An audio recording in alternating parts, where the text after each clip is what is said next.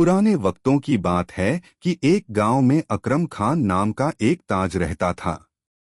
अकरम खान की पहली बीवी का इंतकाल हो चुका था और उनके पीछे दो मासूम बेटियां छूट गई थी। हालात की मजबूरी ने अकरम खान को दूसरी शादी पर आमादा किया और उन्होंने अपनी दोनों बेटियों को सौतेली मां की निगरानी में छोड़कर तिजारत की खातिर शहर का रुख किया। आज 3 बरस बाद अकरम खान अपने गांव वापस आ रहे थे। घर के अंदर सौतेली मां ने दोनों बच्चियों को अपने सामने बुलाया और सख्ती से कहा, सुनो तुम दोनों जरा कान खोलकर मेरी बात सुन लो। आज तुम्हारे अब्बा जान घर तशरीफ ला रहे हैं और उनकी आमद से पहले पहले घर के तमाम काम मुकम्मल हो जाने चाहिए। समझ आई बात?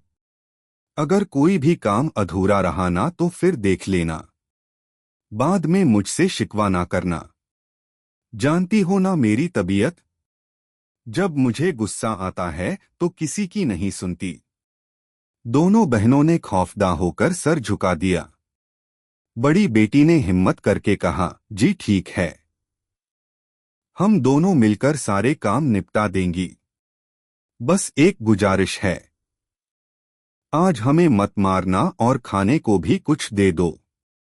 कल से हम दोनों ने बस सूखी रोटी खाई है। संगीत। सौतेली मां ने आंखें तिरछी करके